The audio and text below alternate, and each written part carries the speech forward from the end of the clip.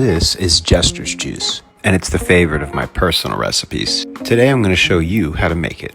To begin, you'll need everything here. Strawberries, 3 pounds of honey, the zest and juice of 1 lemon, 1 pound of cotton candy grapes, and a pack of brewing yeast. No, you're not seeing double. We're making 2 batches today because I want to have as much of this on hand as possible. Start by weighing out 1 pound of strawberries and 1 pound of cotton candy grapes. I'm weighing them in a saucepan because I'm going to bring them right over to the stove to heat up. I like to freeze my fruit overnight so I can get as much juice out as possible. I'm using a potato masher to make like a berry sauce. We'll leave the boiling berries so we can weigh out our honey.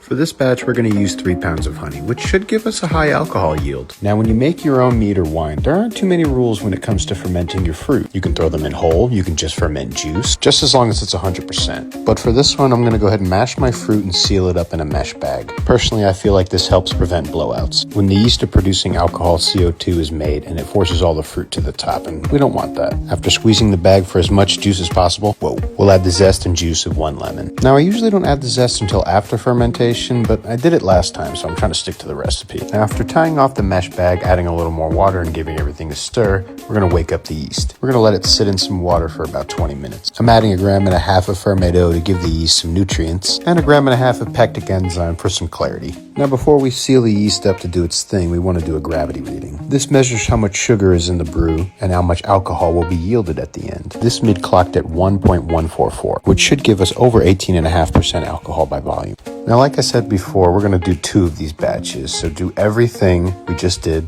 again. Just make sure to use Star San to sanitize everything. Add your lid and bubbler, and that's it. Guys, I know you're gonna love this mead. Everyone who's tried it says it tastes like circus candy or Skittles. The sugar content is so strong that I was surprised to see in just a couple hours there was already an active fermentation. If you'd like to see the end result, make sure you click that like button and give us a follow to see the full fermentation process. So it's been a month since we started our Jester juice fermentation process, and now it's time to stabilize the brew. That way we can sweeten the batch without the yeast eating the sugar all over again. So after taking 1 Camden tablet and putting it in a plastic bag and crushing it with a meat tenderizer, we're going to add it to the mead. But just a heads up, Camden tablets get very clumpy when you add them if they're not properly powderized. So I'm going to siphon a little bit of mead into a mason jar and mix it all together until it's coherent. That way I can mix it into the wine without having to worry about any clumps being stuck to the side or anything. Just be careful when mixing it because you still have all that sediment, which is dead yeast and used up fruit at the bottom. And your mead will get cloudy all over again if you mix a little too hard. Typically you want to rack off your dry wine before doing this, but I wanted to see if I could stabilize the mead first before racking it off. But after adding Camden tablets to each of the wines, we're going to let it sit for 24 hours before we add our potassium sorbate. You can easily find this on Amazon or your local homebrew shop. Now, before we start, I wanted to go ahead and show you what it looked like beforehand. Because unlike Camden tablets, potassium sorbate easily dissolves into wine. So you really don't have to mix it that hard. For each gallon, we're going to add 1/2 teaspoon of potassium sorbate. This will ensure that the yeast can no longer reproduce and therefore no longer live on. I know, we're committing chemical genocide. After that, we're going to let it sit for another 24 hours before we sweeten it.